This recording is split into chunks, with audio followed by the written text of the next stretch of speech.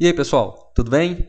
Sejam bem-vindos à nossa videoaula 48. Hoje, dando continuidade aí aos nossos encontros a respeito da NR18 e também, continuando nossa abordagem sobre o item 18.14, a gente vai começar falando hoje do 18.14.22, que fala dos elevadores de transporte de materiais. O primeiro subitem, ele fala que é proibido o transporte de pessoas nos elevadores de materiais tracionados a cabo, com exceção dos elevadores do tipo cremalheira, onde somente o operador e o responsável pelo material a ser transportado podem subir junto com a carga, desde que fisicamente isolados da mesma. Esse aí é um tipo de elevador de cremalheira. Muita gente me pergunta o que vem a ser o elevador tipo cremalheira.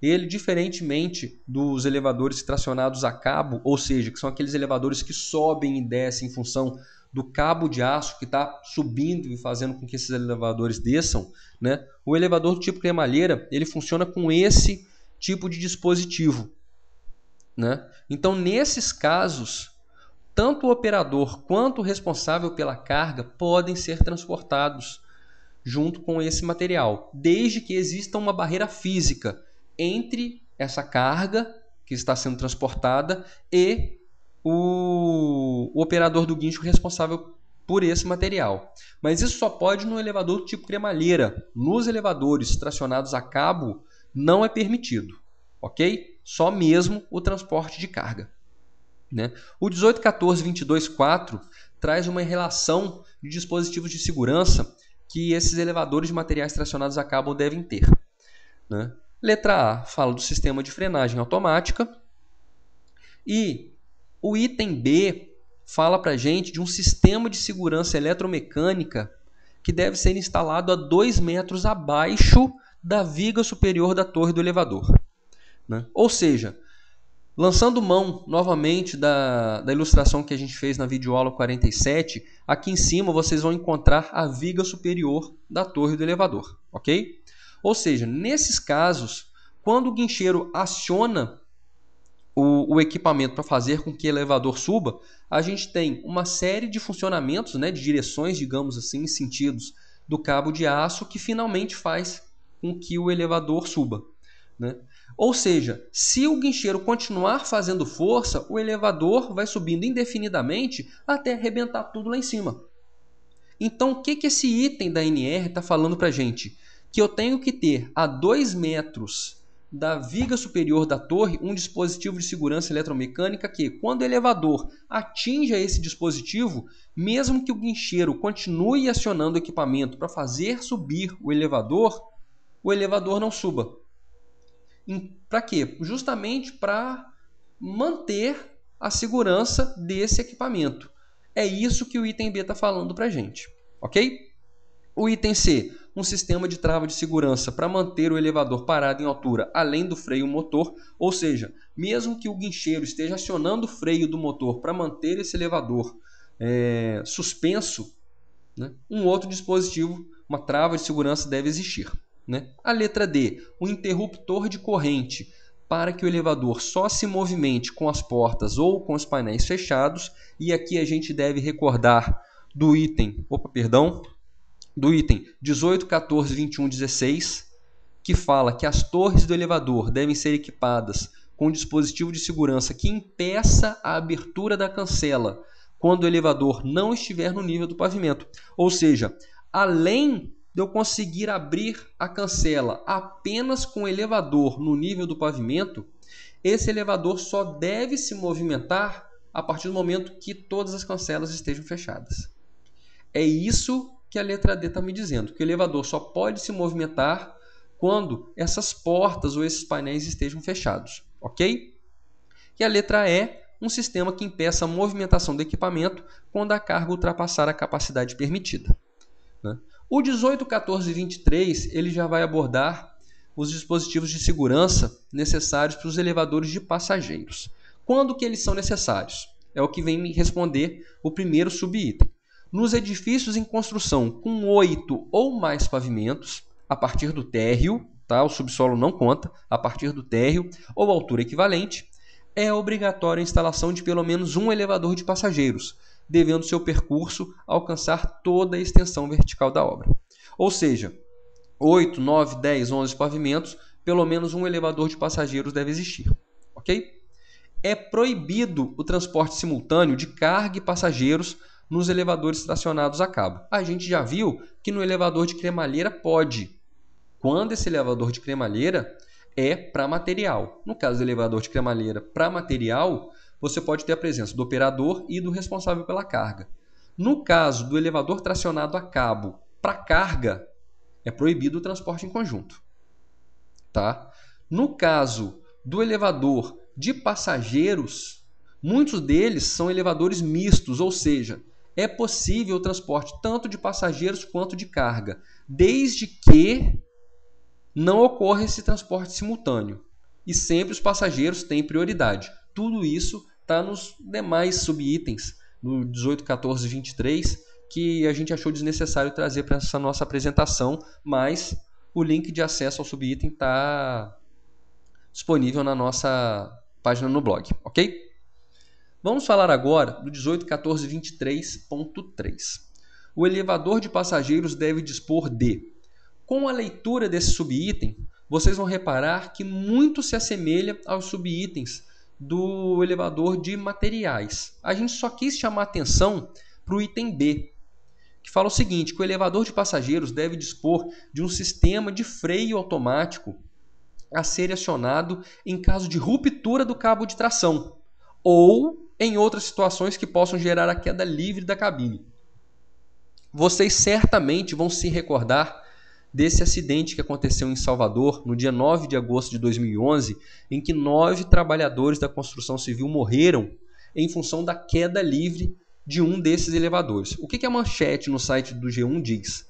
Falha mecânica pode ter causado morte de 9 operários, dizem técnicos. Hipótese foi apontada em laudo preliminar da Delegacia do Trabalho. Desgaste no eixo da roldana teria provocado defeito. E o freio não funcionou. Ou seja, o eixo da roldana foi danificado, provavelmente se rompeu e etc. Não tive acesso, pelo menos até o momento em que eu estou gravando essa videoaula, não tive acesso a maiores detalhes do acidente, mas gerou a queda livre do elevador e o freio não funcionou. É justamente isso que o subitem diz. Em casos em que ocorra a queda livre do elevador, deve existir um sistema de frenagem automática desse equipamento. É isso que falhou pelos apontamentos preliminares dos problemas que envolveram o acidente. Aqui eu só queria abrir o primeiro parênteses nessa nossa videoaula 48 e abordar o 18.22.9, que fala que as máquinas, equipamentos e ferramentas devem ser submetidos à inspeção e manutenção. Vamos guardar essa palavra, tá, pessoal? Inspeção e manutenção de acordo com as normas técnicas oficiais vigentes, dispensando-se especial atenção a freios, mecanismo de direção, cabos de tração e suspensão, sistema elétrico e outros dispositivos de segurança. Ainda vamos abordar o 18.22.11. As inspeções de máquinas e equipamentos devem ser registradas em documento específico, constando as datas e falhas observadas, as medidas corretivas adotadas e a indicação de pessoa, técnico ou empresa habilitada que realizou essas inspeções. Ou seja, toda máquina, equipamento e ferramenta que exista no meu canteiro de obra tem que ser submetido à inspeção e manutenção constante. Uma atenção especial deve ser voltada para os freios, mecanismo de direção, cabos de tração e suspensão, sistema elétrico e demais dispositivos de segurança. E essas inspeções devem ser registradas num documento específico falando quais foram as falhas observadas, quando que essas falhas foram observadas, o que foi feito para corrigir essas falhas e quem realizou essas inspeções e essas correções. Tudo isso já consta em norma, ok, pessoal? O 18.16.11 nos fala que é obrigatória a observância das condições de utilização, dimensionamento e conservação dos cabos de aço utilizados em obras de construção, conforme o disposto na norma técnica vigente NBR 6327, que fala dos cabos de aço. Ainda dentro da NR 18, os serviços de instalação, montagem, desmontagem e manutenção devem ser executados por profissionais qualificados e sob a supervisão de profissional legalmente habilitado. Que na nossa videoaula 47, a gente já mostrou que esses profissionais são os engenheiros mecânicos. Ou seja, gente, todo canteiro de obra, de acordo com o que diz as exigências mínimas da NR 18, devem ter um engenheiro mecânico responsável, pelo menos, por supervisionar a manutenção que é realizada nos equipamentos, nas máquinas e ferramentas. Pelo menos aqui no estado de Alagoas, né, se isso não partir da própria construtora, é uma exigência que todo corpo fiscal do Ministério do Trabalho exige, é que a empresa tenha um engenheiro mecânico responsável por essas manutenções.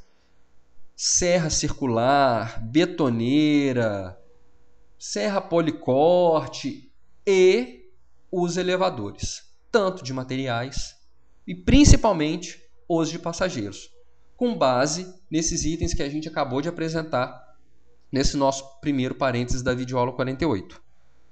Tá? Alguns engenheiros mecânicos daqui, inclusive, já pedem os ensaios não destrutivos para verificar a condição de manutenção desses eixos, que a reportagem do G1 mostrou que provavelmente foi o que apresentou dano.